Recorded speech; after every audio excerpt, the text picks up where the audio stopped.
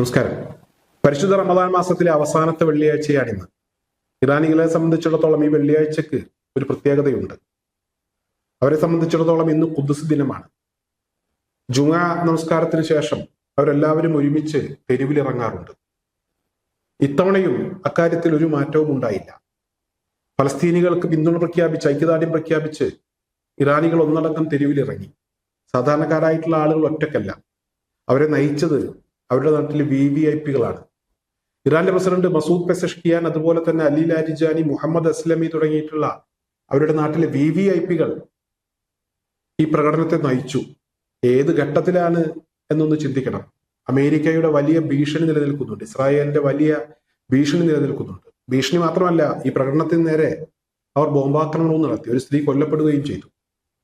അതൊന്നും അവരെ സംബന്ധിച്ചിടത്തോളം ഒരു പ്രശ്നമല്ല. ഒരുപക്ഷെ ഈ പ്രകടനത്തിൽ പങ്കെടുത്തതിന്റെ ഭാഗമായി അവർ കൊല്ലപ്പെട്ടേക്കാം എന്നുള്ള ഒരു ധാരണയൊക്കെ അവർക്കുണ്ട്. പക്ഷെ അങ്ങനെ ഒരു ഭീഷണിക്ക് വഴങ്ങി ആ പരിപാടി വേണ്ടെന്ന് വെക്കാൻ അവർ തയ്യാറല്ല.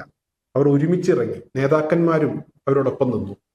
സാധാരണക്കാരുമായി സൗഹൃദം പങ്കുവെക്കുന്നു, സെൽഫി എടുക്കുന്നു, എല്ലാ നിലക്കും അവർ ഒറ്റക്കെട്ടായി നിരത്തിലിറങ്ങി. ഇന്ന് അമേരിക്കൻ പ്രസിഡന്റിന്റെ ഒരു വലിയ ഭീഷണി ഉണ്ടായ ദിവസമാണ്. ഇന്ന് ഞാൻ ആ തെമ്മാടികളെ എങ്ങനെയാണ് കൈകാര്യം ചെയ്യാൻ പോകുന്നത് എന്ന് നിങ്ങൾ കണ്ടോളൂ എന്ന് ട്രംപ് പറഞ്ഞൊരു ദിവസമാണ്.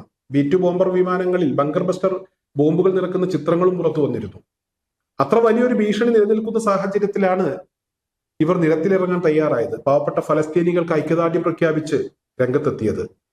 സമൂഹ മാധ്യമങ്ങൾ ഒന്നടങ്കം ഇവിടെ ഫലസ്തീനികൾക്ക് ഐക്യദാർഢ്യം പ്രഖ്യാപിച്ച ഇറാൻ പ്രസിഡന്റിനെയും അതുപോലെ തന്നെ ലാരിജാനിയെയും മുഹമ്മദ് അസ്ലമിയെയും അവിടുത്തെ സാധാരണക്കാരെയും ഒക്കെ അഭിനന്ദിച്ചുകൊണ്ട് രംഗത്തെത്തിയിരിക്കുകയാണ്.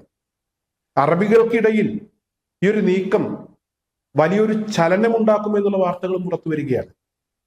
ഈ കഴിഞ്ഞ സമയങ്ങളിൽ അമേരിക്കൻ ബേസുകളെ ലക്ഷ്യം വെച്ചുകൊണ്ട് ഇറാൻ ഗൾഫ് രാജ്യങ്ങളിലേക്ക് ആക്രമണം നടത്തുന്നുണ്ട്. പക്ഷെ ഈ ആക്രമണം ഒന്നും അവരെ സംബന്ധിച്ചിടത്തോളം ഒരു പ്രശ്നമല്ല എന്ന വാർത്തകളാണ് പുറത്തു വരുന്നത്. കാരണം ഫലസ്തീനു വേണ്ടി ഇറാൻ ഈ ഒരു അവസരത്തിലും നിരത്തിലിറങ്ങിയല്ലോ. അവരെ സംബന്ധിച്ചിടത്തോളം അവരുടെ കടമയാണ് അതെന്നവർ തിരിച്ചറിഞ്ഞല്ലോ. ഒരു ഭീഷണിക്കും അവരെ ഒന്നും ചെയ്യാൻ കഴിയില്ല എന്നവർ പ്രഖ്യാപിച്ചല്ലോ.